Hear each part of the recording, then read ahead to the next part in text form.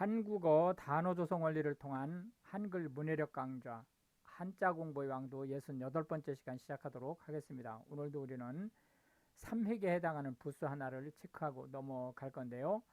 아들 자에 해당하는 부수입니다. 이 아들 자를 부수로 두는 대표적인 한자로는 계절이라는 의미의 계, 아들 자, 아들이라는 의미의 자자 본인 부수죠. 구멍이라는 의미의 공자할 때 이 공자를 쓰죠. 맞이라는 의미의 맹자할 때 이 맹자를 씁니다. 학문할 때 배우다라는 의미의 학자들이 모두 아들자를 부수로 두는 한자가 되겠습니다. 오늘 첫 번째 한자는 개자가 될 건데요. 개자는 맨 위에 이 삐침을 빼면 나무 목자가 됩니다. 해서 계자가 끝 또는 계절이라는 의미의 계자가 되겠습니다. 하나, 둘, 셋, 넷, 다섯, 여섯, 일곱, 여덟 해서 총 8획에 해당하는 한자가 되겠습니다. 계절 또는 끝이라는 의미의 계자가 되겠습니다.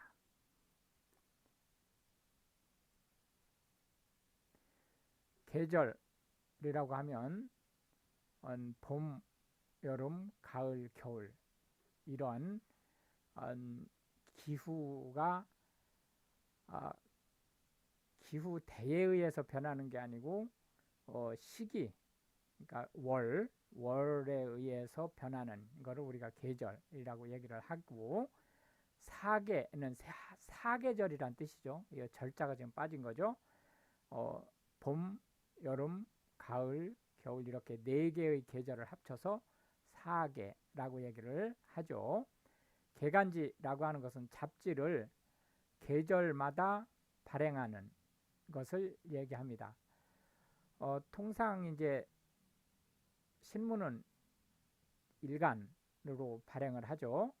그리고 이제 시사 잡지들은 주로 주간 단위로 발행을 하고, 그 다음에 이제 뭐 엔터테인먼트라든지 건강이라든지 뭐 이런 것들하고 관련된 것은 주로 이제 월간으로 발행을 하는데, 학문적인 거라든지 또는 뭐 예술적인 거라든지 이런 것들은 이제 상대적으로 구독자 수가 적으니까 이제 개간으로 발행을 하는 그런 성격을 가지고 있죠.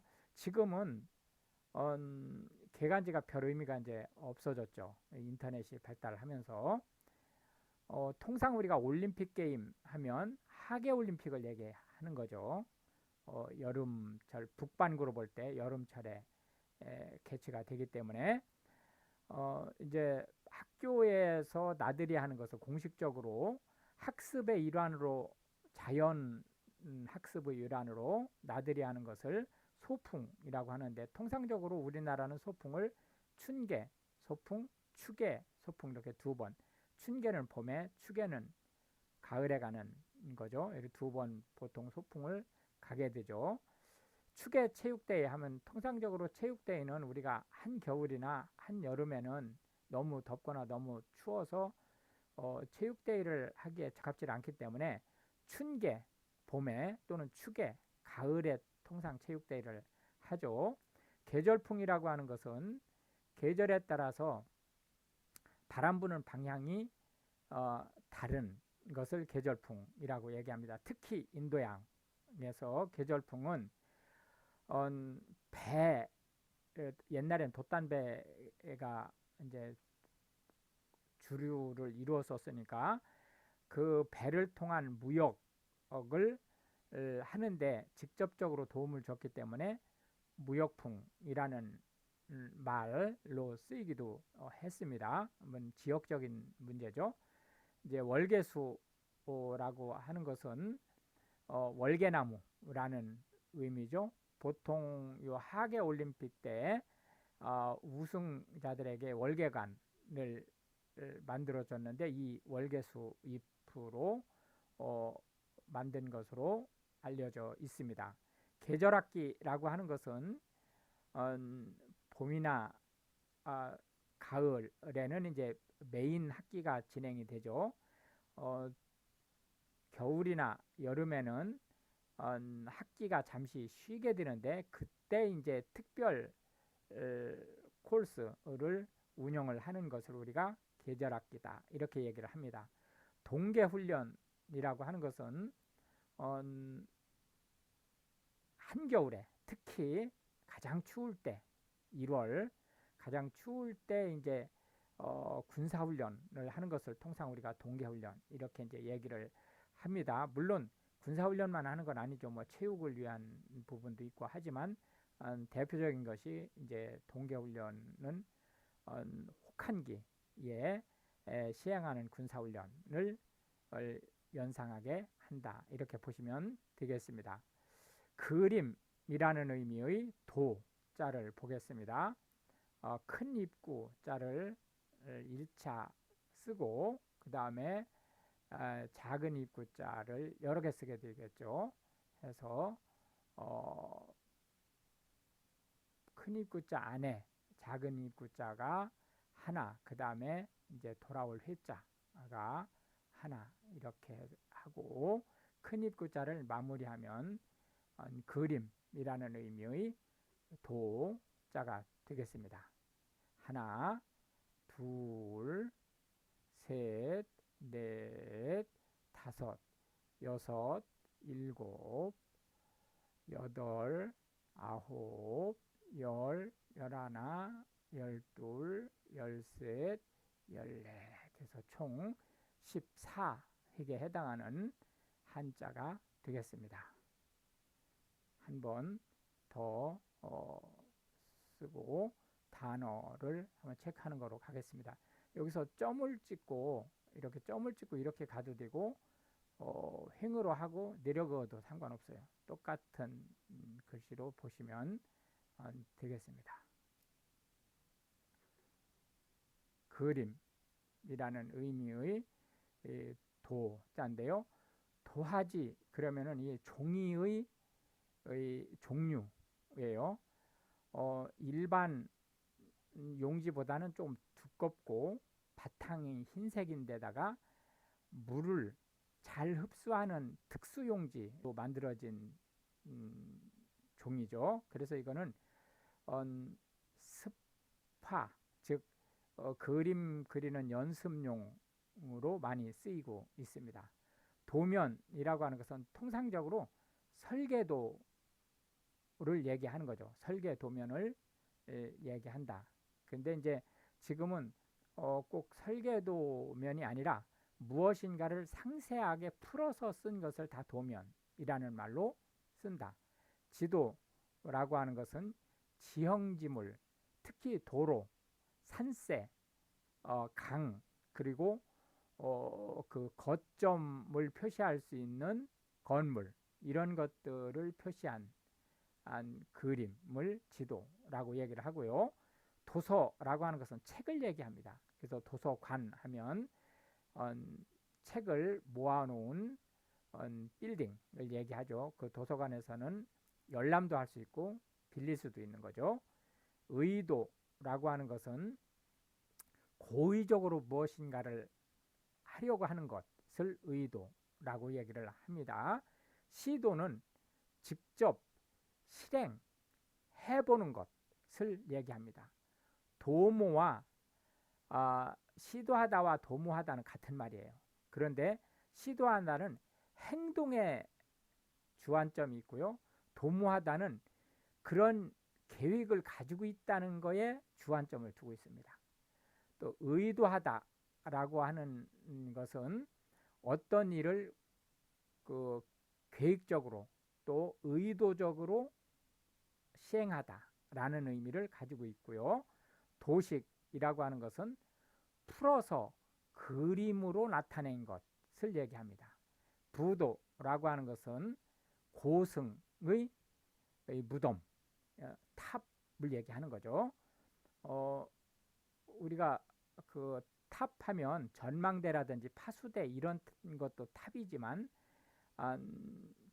불교에서 부처님의 사리를 모신 것을 탑이라고 얘기를 합니다. 그런데 이제 고승들의 그 사리를 모신 것은 탑이라고 안 하고 부도라고 얘기를 하죠. 해서 부도는 단층 1층으로 만들고 탑은 3층 이상으로 만든다. 이렇게 이제 보시면 되겠습니다. 마지막 한자는 류자가 되겠는데요. 버드나무라는 뜻입니다. 그래서 버드나무 류자가 되겠습니다.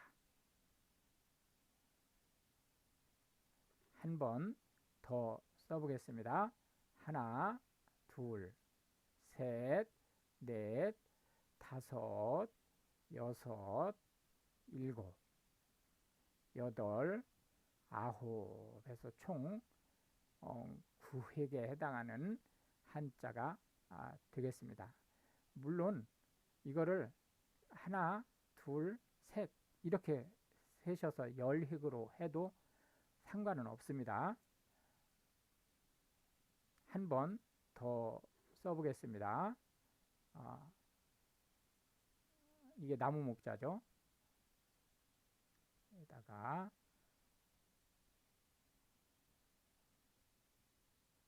여기서 삐쳐 올려서 마무리를 하게 됩니다. 그러면은 버드나무라는 의미의 류자가 되겠습니다. 이 류자는 지금 현대 한국어에서 많이 쓰이지 않습니다. 주로 이제 그 사람 이름의 성에 주로 쓰이고 있죠. 세류, 우리 그 1호선 전철을 타다 보면 수원 지나서 세류라는 동네가 나오죠. 그 세류가 같은 세류입니다. 가지가 아주 가느다란 버드나무를 세류라고 얘기를 하고요. 방화수류정은 이 세류가 많이 심어져 있는 정자예요. 정조 때, 조선 정조 때 만들어진 화성, 수원성이죠. 그 화성의 동쪽문 근처에 있습니다. 류성룡 호가 서해죠. 임진왜란 때 지금으로 말하면 국방부 장관을 역임하면서 임진왜란을 어쨌든 잘 마무리를 한 장군님입니다. 화류계라고 하면 이 버드나무가 이렇게 축축 늘어져 있기 때문에 옛날부터 이 버드나무는 흥을 돋구는 의미를 가지고 있었어요. 그래서 이제 화류계, 그러면 이게 꽃화자거든요. 그러면 성적인 것을 상거래 대상으로 하는 쪽을 얘기하는 것으로 이제 사용이 되고 있습니다. 지금도 화류계라는 말은 이제 쓰죠. 이게 미루가 아니고 미류나무입니다. 미류나무는 예전에 이제 그 박정희 정부 때 이제 우리나라 산이 워낙 이제 민둥산이 많다 보니까 그 산사태라든지 이런 걸 방지하기 위해서 산 쪽에는 아카시아 나무를 많이 심었고, 또 도로 변에는 이 미류나무를 많이 심었죠.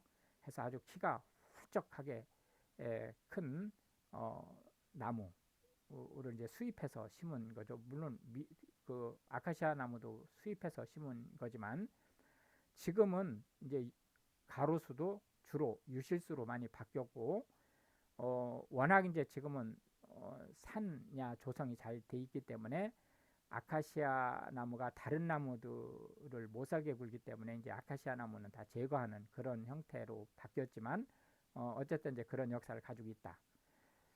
오류, 우리가 이제 1호선 전철을 타고 인천 방향으로 가다 보면 부천에 들어가는 입구, 역곡하고 접경 지역에 오류라는 동네가 있죠. 이 오류는 다섯 버드나무를 뜻하는 말입니다. 중국의 아주 유명한 도연명이 자기네 정원에 다섯 그루의 그 버드나무를 심었다라고 하는 데서 그 유래된 아주 유명한 말이죠. 이렇게 해서 이제 오늘도 우리는 하나의 부수와 세 개의 한자 그리고 각 한자에 대한 류자를 제외하고는 각각 10개씩의 현대 한국어에서 흔히 쓰이는 단어들을 살펴보았습니다. 이것이 한글 문해력 향상에 도움이 되고 특히 한국어를 배우시는 외국인들한테 한글 단어의 조성이 어떤 식으로 되는지 어떻게 그게 생겨났는지 그리고 어떻게 활용되는지에 대한 이해를 하는데 크게 도움이 되기를 바라겠습니다. 우크라이나를 위해서 기도해 주시고 시청해 주셔서 감사합니다.